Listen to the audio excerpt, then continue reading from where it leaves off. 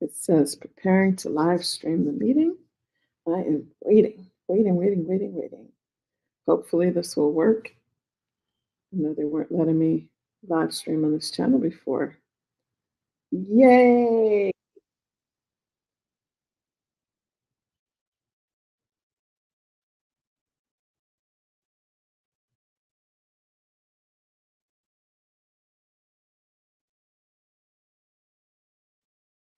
All right.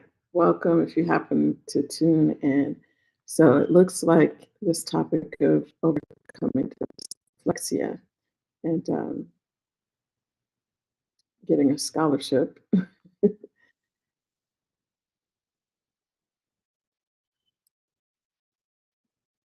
looks like this is an extremely popular topic. I know it would be for me if I were not the one telling the story. I would definitely click and listen. So here we go. Let's talk about this some more. So I shared with you all how my daughter overcame dyslexia when she was younger. She could not read in the state of Georgia at that time, at least. I don't know if the laws have changed since then, but at that time, the state of Georgia would not do anything to test her or to help her. The teacher literally told me, here are some resources. I can't help her, but here are some resources where you can learn about what dyslexia is. Yeah. They were like, you're on your own, honey. We can't help her. That's infuriating, y'all. The tax dollars we were paying, and they couldn't teach my child how to read. Now, that doesn't mean that other states are doing that. Other states actually do have reading specialists that they pay extra money to come in and help students who are struggling. But no, not them.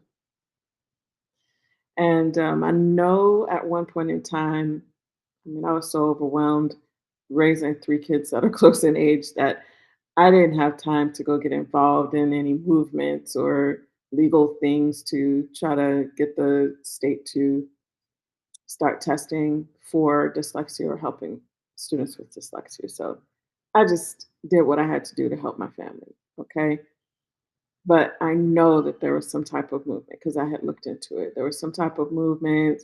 People were going to the state capitol and protesting and lobbying to get the state to start implementing whatever was necessary to have that type of specialist, reading specialist available in the public school system. Um, but other states already have it. So if you're in a state where they already have that, great. But if you're not and your child is struggling, you do not have to sit around and wait for somebody to come and save your child. You can be your child's savior. You can teach your child how to read. There are resources available. Now, what I did, um, I guess because I am a really curious person, for some reason, I kind of already knew about some techniques to help kids who struggle with reading. I kind of already knew some things. I don't even really know how. I also tapped into the resources that that teacher, even though she couldn't help my daughter, she gave me resources, right? So kudos to her for that. She didn't even have to do that.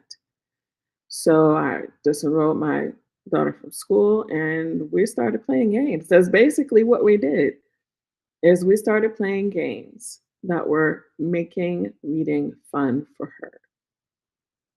For example, do you remember when Farmville used to be a really fun, cool game back in the day? I don't know if any of you all remember that about what, 15 years ago. Farmville was a big deal back then, and everybody was playing it. And so my kids got into playing it a little bit. Well, my youngest, I wouldn't let her play unless she read while she was playing, and she loved that. That made reading fun for her. And it was one of the newer versions of the Farmville game. So they actually had more words. They had little pop ups that would pop up on the screen. It would be, um, easy to read, big words. I mean, not like huge words. I'm talking the font would be big, large words. And so I would require her to read that as we were playing the game, or else she couldn't proceed with the game. And so it's gamified reading for her. And there were other things we used. There was something called ABC Mouse. I'm assuming that's still out there. I think it's abcmouse.com or .org or something like that. I'm assuming that's still out there. If you go to our original homeschool blog, you'll see where I've shared some of these types of resources there in the past. It was butterflyhomeschool.com. Now I think it's just butterflyhomeschool.wordpress.com because I don't pay for the domain anymore. But if you'd like to go over there, you'll see a whole section about my daughter's journey with learning how to read and um, the resources that we used. Well, okay, so back to this topic of dyslexia and how it is related to neurodivergence. I have read that dyslexia is one of the things that is an indicator that someone may have what's called a neurodivergent brain. Having a neurodivergent brain tends to be genetic, and I was diagnosed with ADHD this year, which is also considered having a neurodivergent brain. And my father was diagnosed with ADHD before he died. And unlocking this type of information later in life is so enlightening. I remember my dad used to really struggle with certain things. He was a very smart guy. He was an executive of a bank. He was their systems network, some I don't know what the title was called, but he did something with their computer systems. And he did that for his entire career. So he had, from the time he was probably 18 years old until he died, actually, till about 2 years before he died, that's all he did.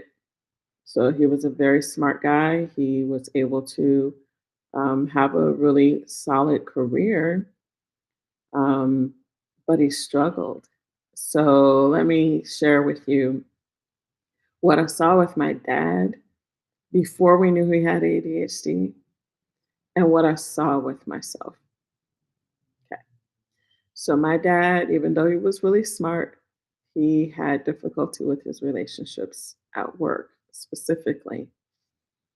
And so he would change jobs a lot and he would move a lot. So when I was young, we moved. So my parents separated. I think I was about 6 years old when me and my brother moved in to my dad's place with him. Excuse me. It's early, y'all. From the time that I was in kindergarten till the time that I got to seventh grade, junior high school, we changed schools every 12 to 18 months. So, if I remember correctly, by the time I was in seventh grade, I had been in 9 different schools. And he was not in the military. My dad was very unstable when he was younger, not like mentally, but just he would move all the time. He would lose jobs, he would get fired. He'd always get rehired because his skills were in high demand. He would always get rehired, but he struggled in his relationships at work. And so later in his life, he was much more stable. So later in his life, he actually had a long career with a bank that kept changing hands. Like he was with them through 3 different bank name changes, right? So it's just it's fascinating to look back on his life. He was so smart, and I'm so grateful that he was so smart because He definitely passed on the love of learning to me. He wasn't just smart, he was a very, very curious person, and he passed on his love of learning to me. So fast forward to his grandkids, and I can see patterns similar in terms of the smarts, but also in terms of other things that may have either been a blessing and a help for him or a struggle. So I can see little threads. Then I have to look at myself. I have to look at my own life. I know the kinds of struggles. I'm not going to get into all those details right now, but I know the kind of struggles I've had. Well, this year, my struggle was with burnout in a way that I've never ever seen before. But I remember seeing my dad go through something like this. It looks like depression. I remember seeing him struggle, like, and he like told me, "Hey, I'm struggling XYZ." I was young and immature, and I wasn't really paying attention. I just didn't like the way he was acting at that time. But I did not understand that my dad was neurodivergent, that he might have had ADHD or maybe even autism. I don't know. My dad was a pretty strange bird. He was a really smart guy, but he was a little weird. He had some weird ways of thinking. um, but looking back on things, I can see these threads, right? So, and I can see, I remember a time when he was just,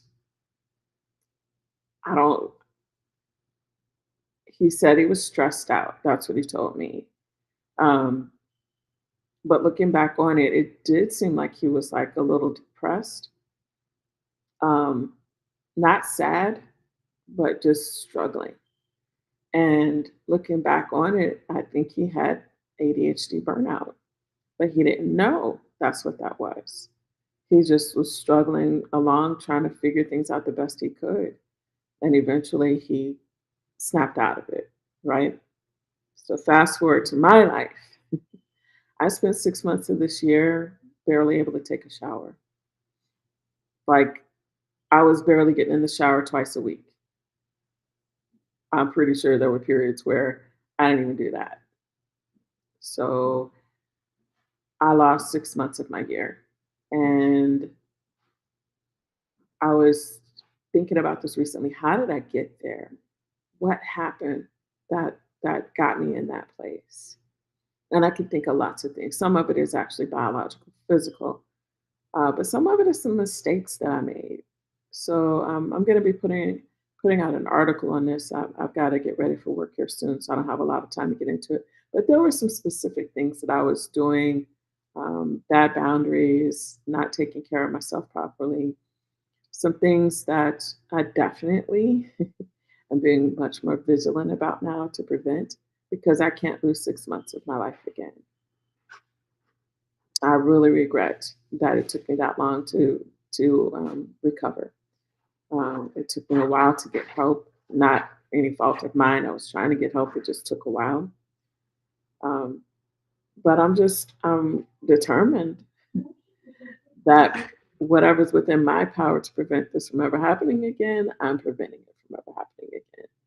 I can't lose 6 months of my life. I can't live in a depressive state for 6 months out of my year. I don't ever want to go back there again, ever. And so, yeah, I'm definitely going to be sharing some tips about, maybe what you can do for yourself and also for your family. If you have a family member, if you're a parent and you have a child and you can see them headed down that burnout path, I'll be sharing some things because like I said, I see some patterns with some of my kids, and I can see when they're headed down the burnout route. And I try to head it off as best as I can. I try to educate them and help them, but I also have to set the example, right? And like I said, I spent 6 months in burnout this year. So, yeah, I want to share about this more, but I just wanted to make sure that, I expand on this topic of dyslexia and how it's related to ADHD. I don't know. It has something to do with how the brain processes things. But like I said in the video, and I may not have said it, but I'm going to say it now. Having a brain that works differently is not a disorder. And the way that having a brain that's different is pathologized with the modern Western medical community, mental health community, it's not helpful to tell somebody that your brain is different, so you're sick or you're disordered or something's wrong with you. That's not right. Making a dyslexic person feel like they're stupid when they're not. They literally are not stupid because they're dyslexic. It means their brain works differently. So instead of making the learner adjust to some set system of learning, why not adjust the system of learning to meet the learner's needs? Just seems like common sense to me, right? But then again, I have a neurodivergent brain and I think differently. And I'm really grateful that I had the opportunity to help my daughter when she was not able to read or write. I'm so grateful. And I know that there must be some people out there who have had these own struggles themselves, seeing these struggles with their children or other people that they care about, and having a challenge getting support with it, or even being embarrassed about it, because unfortunately, there's a lot of just general, like in the media, people making jokes about somebody being dyslexic or not able to read, um, not able to pronounce words correctly. Making jokes about people like that, not helpful.